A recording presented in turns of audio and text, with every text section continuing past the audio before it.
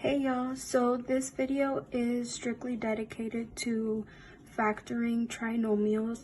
It is the second part, so we already covered factoring perfect square trinomials, but now these are the steps for when you have trinomials that are not perfect squares. Okay, so we're gonna start off and it's gonna be based upon the signs.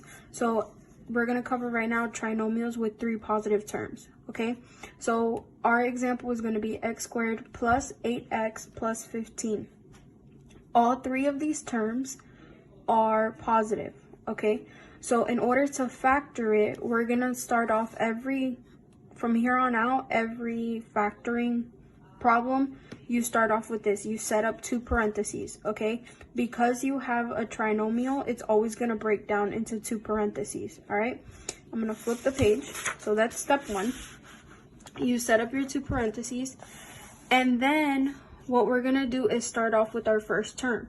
So x squared.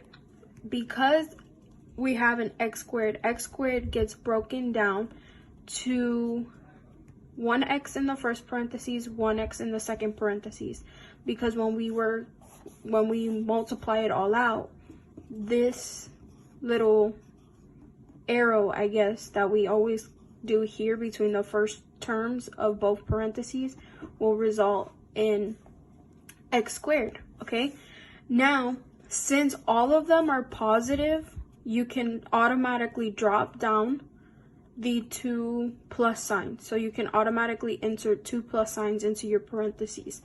And now is when like the factoring part really comes in, even though this is all part of it. But now what you're going to look at is you're going to look at your third term. You're going to look at the 15. So in order to find the numbers that go here from step 3, we have to look at this 15 and we have to find those factors. So the 2 numbers when multiplied that give you 15, okay? In this case, we have 3 times 5 because 3 times 5 gives us 15, and we have 15 times 1 because 15 times 1 is 15, okay? Now the game to this, or this is why I kind of call it a little guessing game, is because you have to see which one of these pairs, so the 3 and the 5 or the 15 and the 1, which of these which of these 2 pairs, when you add those numbers, give you 8. So what I mean by that is we have 3 times 5, it gives us 15. But now 3 plus 5, what does that give us? 3 plus 5 gives us 8, okay? So in this case, 3 and 5 are possible numbers that can go in here. Because when multiplied, it gives us 15, but when added, it gives us 8, okay? So your numbers that go here, multiplied give you your third term, but when you add them, they should give you your middle term, okay? Now, if we look at 15 and 1, 15 times 1, yes, that gives us 15, but 15 plus 1 gives us 16. So that would not work out here, okay?